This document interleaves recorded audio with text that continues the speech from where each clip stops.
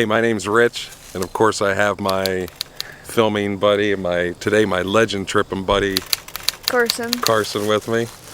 And today, do you know why we're here? No, not really. So basically today we're hanging out in what is called the Hidden Cemetery. And why is it called the Hidden Cemetery? Well, basically because it's just kind of... I have actually lived in this area my entire life. I've driven by this street probably 1,000 times, and I never knew this place was here. Why are we here? I'm just going to take a couple minutes to kind of explain the premise of this video, and then we'll have a look around the cemetery here and go over a few things. It's one small step for man, one giant leap for mankind.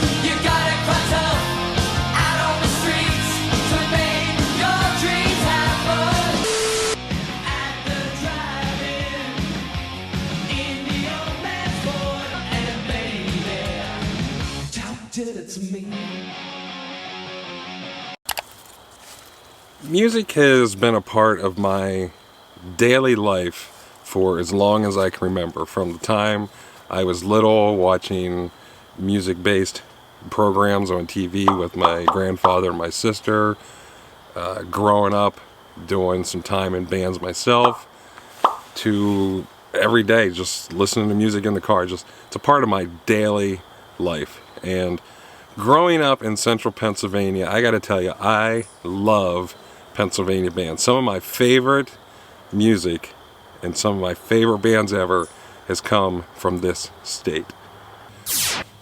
So I hope I don't get too off track here, but I also like the history of bands, so I'm going to start at the beginning and talk about one band in particular. In the early 80s, some guys got together in the capital region of Harrisburg, Pennsylvania, and started a band. They called the band Paris. Really the influence of David Bowie, Alice Cooper, Kiss, the New York Dolls, all thrown into a rock show. I was only 10 years old at the time, so obviously the live music scene wasn't really part of my music at that time. But I've done, looking back at history, Pennsylvania music history, seems to me they made it into some of the clubs. I think a lot had to do with their age. I don't think they were all 21 at the time, and I think a lot of it just had to do with the show that they were trying to do. You got to remember, at the time, the biggest, it was a new wave era. The biggest band in the area at the time was a band called the Sharks. A couple interesting facts on the band the Sharks. The Sharks actually, all through the 80s, MTV did a contest that they called the Basement Tapes, where it was kind of like the American Idol at the time. Bands would go on, they would perform on MTV, and people from around the country would call in, vote for their favorite. The Sharks actually won the contest in the mid-80s. They won a really crappy recording contract. They still to this day play. The lead singer passed away about 10 years ago, but they get together usually in early winter around the holiday time. They get together, and the lead singer's son actually does the singing for them. And if you stand in the room and you close your eyes, you can he sounds just like his dad. You'd think it was his dad singing. Pretty interesting fact. One more interesting fact about the Sharks: although I was exposed to live music, the Sharks were actually my first real rock concert that I went to at the gymnasium at our local college here. So just a couple interesting facts about the band the Sharks. But getting back on track now to the band Paris. So they played around Pennsylvania for a little bit, not an extreme amount of time, and then these were just the guys that decided they were going to do it. They were going to pack up, leave their family and friends, move to California, and try to hit it big. And they got out there, changed their name to Poison, which I've seen two different things. I've seen that it was after a song by the band Kicks. They came out a couple years prior. I also saw something, read something about it was because rock and roll was poisoning people's minds. I don't know, why, but they changed their name to Poison. They played a little bit again. Their guitar player ended up leaving, coming back to Pennsylvania. They got a new guitar player, and the rest is musical history. They went on to sell millions upon millions of albums. And I gotta tell you, all these years later, I went to see the band last summer, the summer of 2018, and let me tell you something. There was probably 8,000 to 10,000 people there, and every single person was singing along to every single song all these years later. That's longevity.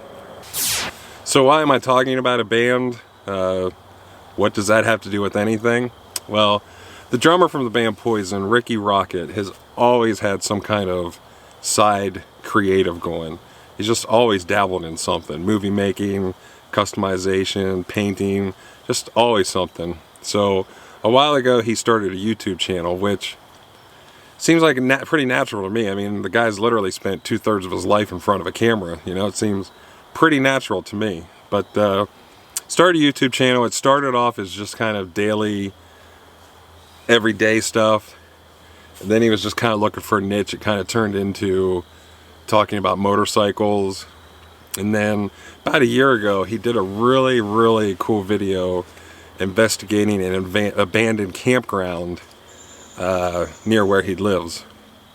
And that just kind of snowballed into doing, for the last year, he's been doing what he calls legend tripping videos, checking out urban legends, legends in towns, hauntings, haunted places. So about the paranormal were actually true. And I'm pretty much known for one thing, and that's being the drummer in the band Poison. But on my spare time, I love checking out urban legends and ghost stories. This is the cemetery where a lot of the dam victims were buried.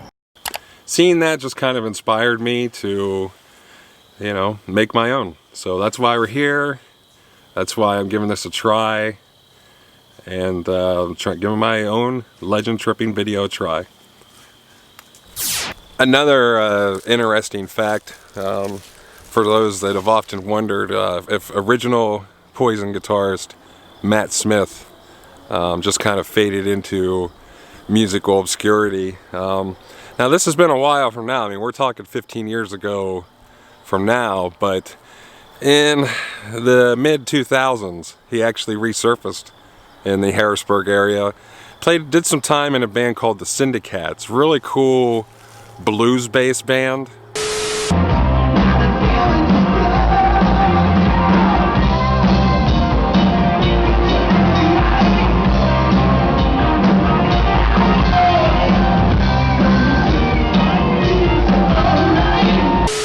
I actually saw them play one time. Really good band. Again, another one of those bands that they've been doing some reunion stuff the last couple years, doing some benefit shows and whatnot. I don't believe he's a part of that though. I don't think he was ever an original member or anything like that. He just did some time in the band, and that's about the only thing that I've heard and seen musically that he's done over the years. But I just thought that was pretty interesting. For those that thought that he was never heard of again, he kept playing.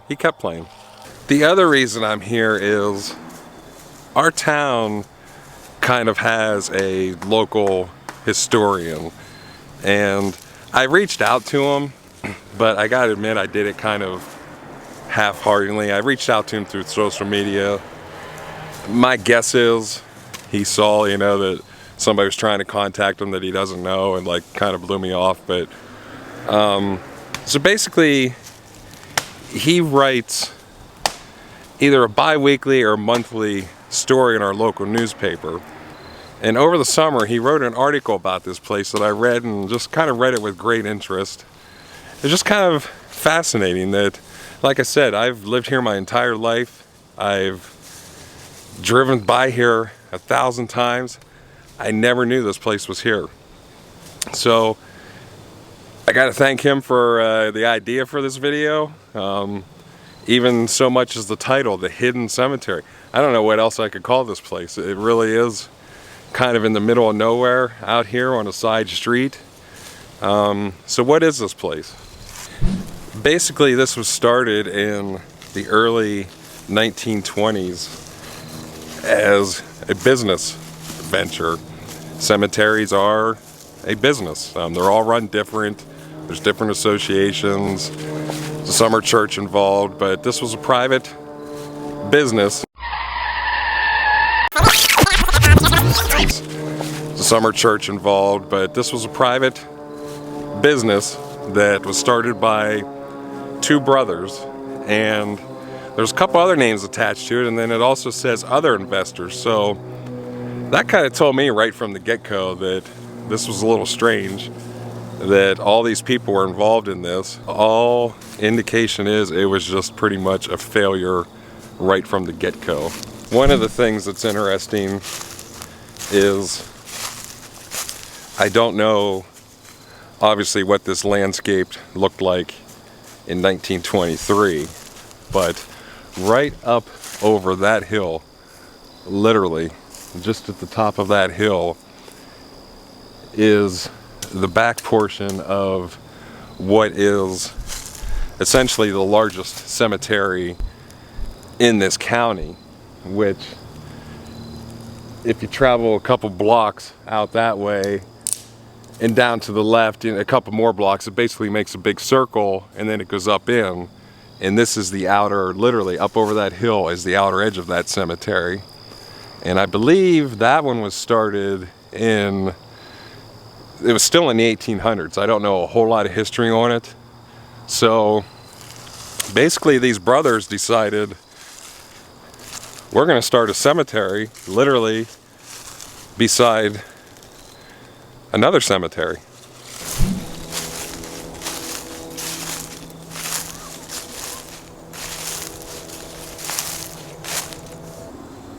Just a quick observation of the place. I mean, without doing an actual count, it looks to me like there's literally maybe, 100 burials here, if that. That might be a very generous estimate. I'm sure there's a lot, I'd be willing to guess there's a lot of unmarked spots here, but you can see it kind of, you could see their business plan really did not take off at all. They're very spread out.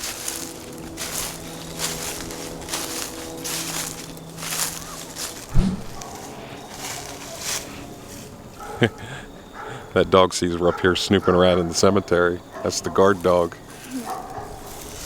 My understanding is that after the failed attempt at the cemetery, this land actually went back into the possession of the city here. And I don't think it's necessarily on their priority list as far as their public works department, but it is upkept. And I've read a couple different things. I've read that the neighbors around here all kind of chip in and do it. I have also read that there's a gentleman that lives about a little area of town about 6 or 7 miles from here that comes over. I even read one thing where he's the person that built the sign there to make the entrance look nice.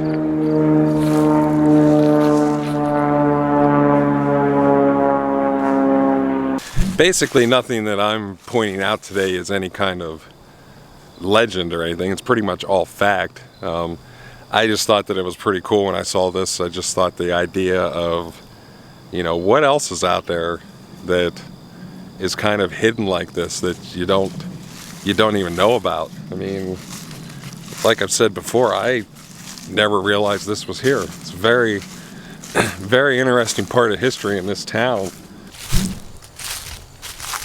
This is pretty neat here, this wall.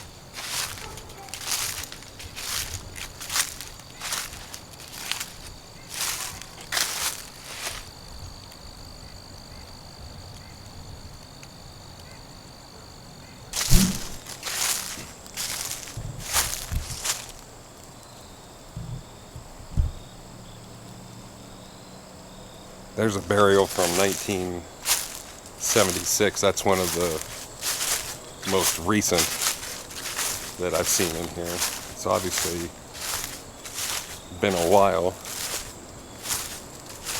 But even though it's like I said, borderline abandoned, you can see people have been up in here working.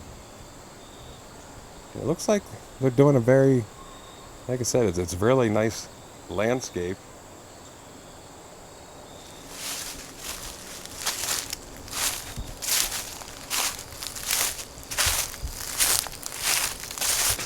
I actually used to spend a lot of time in cemeteries years ago. You know, when I was like right out of high school and stuff, I did some landscaping and whatnot. And I remember I used to ride around. It was almost kind of like natural, just as you're riding around, adding up how old people were and whatnot, reading their names on the stones. And there's something pretty interesting on this stone I wanted to point out, which was also pointed out by our local historian. But so basically, if you see a stone like this where you have a husband and a wife that were pre-planning, you can kind of see he passed away in 1924 and her date is still blank. I mean, you can assume born in 1857 that she's no longer with us.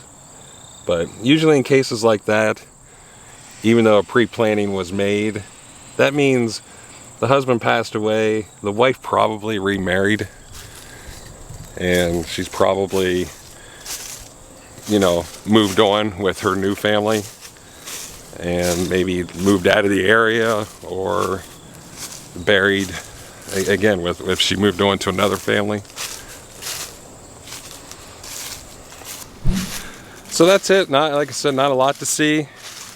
Just kind of walking around here on this gorgeous fall day in Pennsylvania. But I just thought that it was just really interesting coming out here and checking out this cemetery hidden behind this residential area that nobody knows is here. Again, it's not really abandoned per se. It is taken care of to a point. I hope you like the idea. Again, I want to thank our local historian for the idea, for pointing this out to me. Even though I've never met the man, maybe someday I will. We're gonna go for another ride, and who knows, maybe we'll run onto something else that's been around here for 100 years we never knew about. So we'll see you next time.